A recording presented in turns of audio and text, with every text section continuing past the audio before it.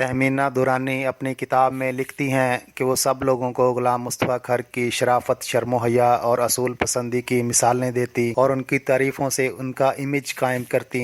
लेकिन हकीकत तो ये थी, गुलाम मुस्तफ़ा खर की बदज़ुबानी, गाली गलौज, हवस परस्ती और औरतबाजी से उनके अपने ख़ानदान की कोई खातून महफूज नहीं थी।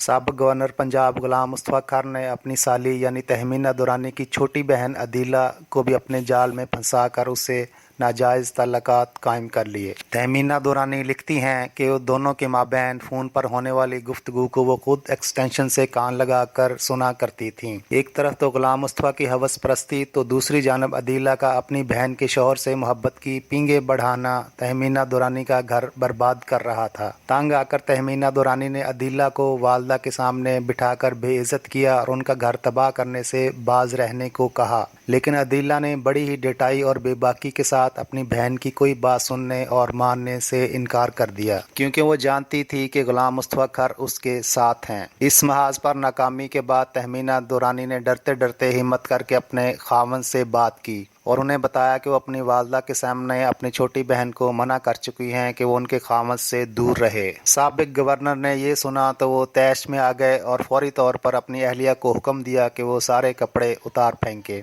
तहमीना दुरानी को अपने शौहर का हुक्म मानना पड़ा, जिसके बाद गुलाम मुस्तफ़ा खर ने बंदूक के कंधे से अपनी अहलिया को बरहना हालत में ही पीट डाला। गुलाम मुस्तफ़ा खर इतने शदीद गुस्से में थे कि तहमीना दुरानी हाथ जोड़ती रहीं कि वो उन्हें कपड़े पहनने दें, लेकिन साबिक़ गवर्नर ने उनकी एक ना सुनी और इसी हालत में उन्हें मारते और बुरा भला कहते रहे।